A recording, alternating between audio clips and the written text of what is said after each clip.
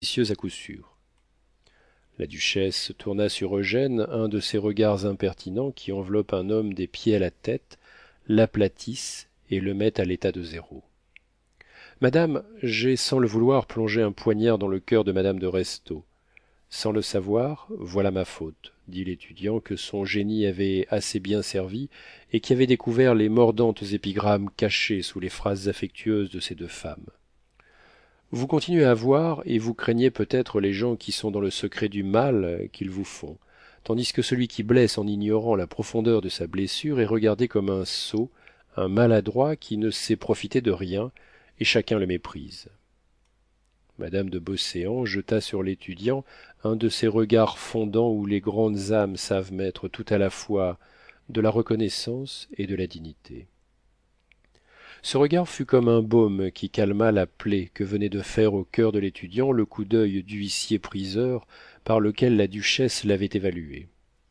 Figurez-vous que je venais, dit Eugène en continuant, de capter la bienveillance du comte de restaud, car dit-il en se tournant vers la duchesse d'un air à la fois humble et malicieux, il faut vous dire, madame, que je ne suis encore qu'un pauvre diable d'étudiant, bien seul, bien pauvre. Ne dites pas cela, monsieur de Rastignac. Nous autres femmes, nous ne voulons jamais de ce dont personne ne veut. Bah, fit Eugène, je n'ai que 22 ans.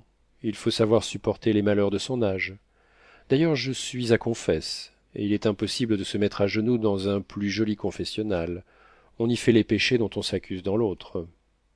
La duchesse prit un air froid à ce discours antireligieux, dont elle proscrivit le mauvais goût en disant à la vicomtesse monsieur arrive.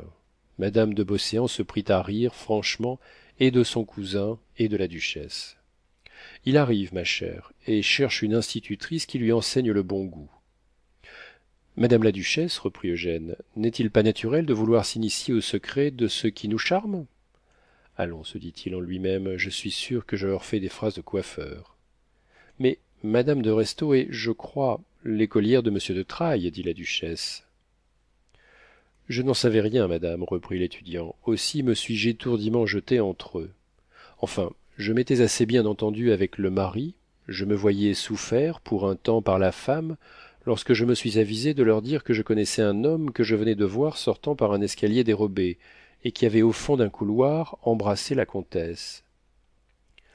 Qui est-ce? Dirent les deux femmes. Un vieillard qui vit à raison de 2 louis par mois au fond du faubourg Saint-Marceau, comme moi, pauvre étudiant. Un véritable malheureux dont tout le monde se moque et que nous appelons le père Goriot. Mais, enfant que vous êtes, s'écria la vicomtesse, madame de restaud est une demoiselle Goriot. La fille d'un vermicellier, reprit la duchesse. Une petite femme qui s'est fait présenter le même jour qu'une fille de pâtissier. Ne vous en souvenez-vous pas, Clara? Le roi s'est mis à rire et a dit en latin un bon mot sur la farine.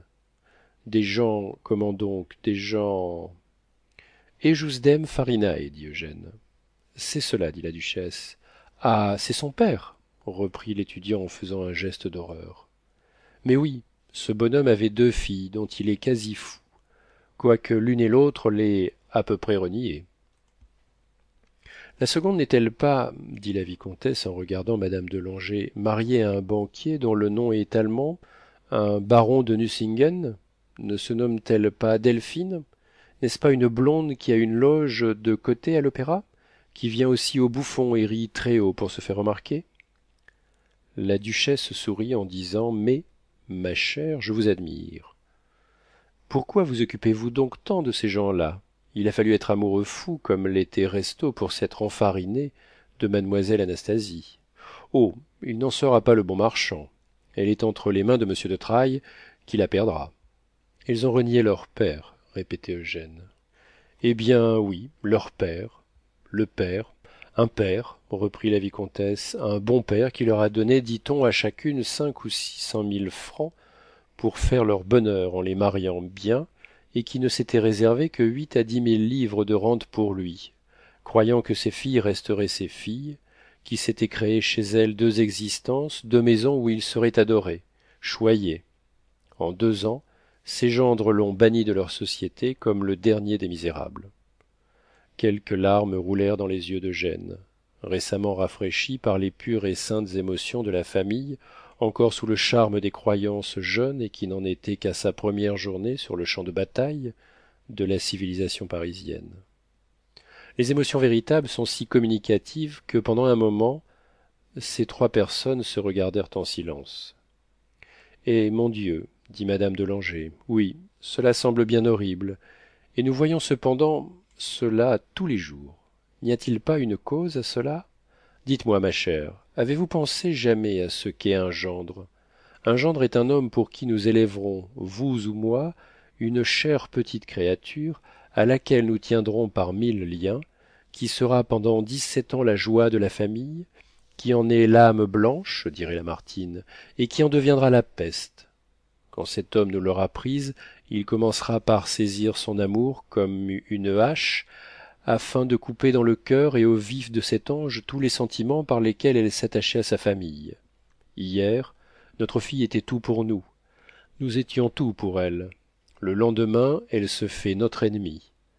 Ne voyons-nous pas cette tragédie s'accomplissant tous les jours? Ici la belle-fille est de la dernière impertinence avec le beau-père, qui a tout sacrifié pour son fils. Plus loin un gendre met sa belle-mère à la porte. J'entends demander ce qu'il y a de dramatique aujourd'hui dans la société. Mais le drame du gendre est effrayant, sans compter nos mariages qui sont devenus de fort sottes choses. Je me rends parfaitement compte de ce qui est arrivé à ce vieux vermicellier.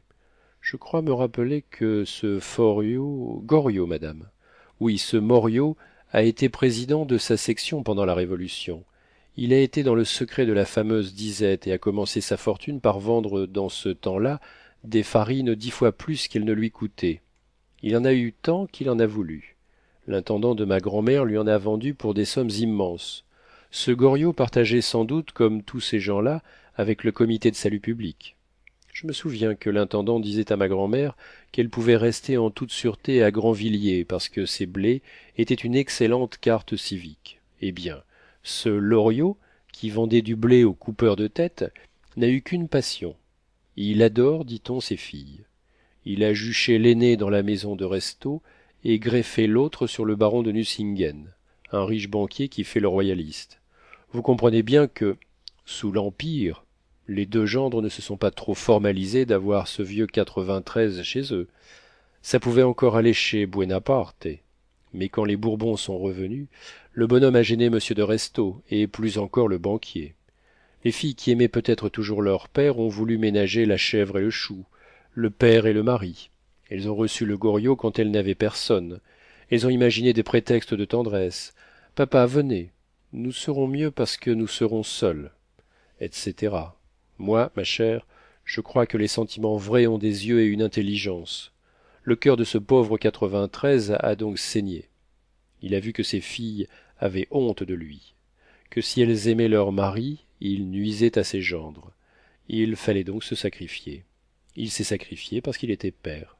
Il s'est banni de lui-même. En voyant ses filles contentes, il comprit qu'il avait bien fait. Le père et les enfants ont été complices de ce petit crime. Nous voyons cela partout. Ce père Doriot n'aurait-il pas été une tache de cambouis dans le salon de ses filles? Il y aurait été gêné, il se serait ennuyé. Ce qui arrive à ce père peut arriver à la plus jolie femme avec l'homme qu'elle aimera le mieux. Si elle l'ennuie de son amour, il s'en va, il fait des lâchetés pour la fuir. Tous les sentiments en sont là. Notre cœur est un trésor, videz-le d'un coup, vous êtes ruiné. Nous ne pardonnons pas plus à un sentiment de s'être montré tout entier qu'à un homme de ne pas avoir un sou à lui. Ce père avait tout donné. Il avait donné pendant 20 ans ses entrailles, son amour. Il avait donné sa fortune en un jour. Le citron bien pressé, ses filles ont laissé le zeste au coin des rues.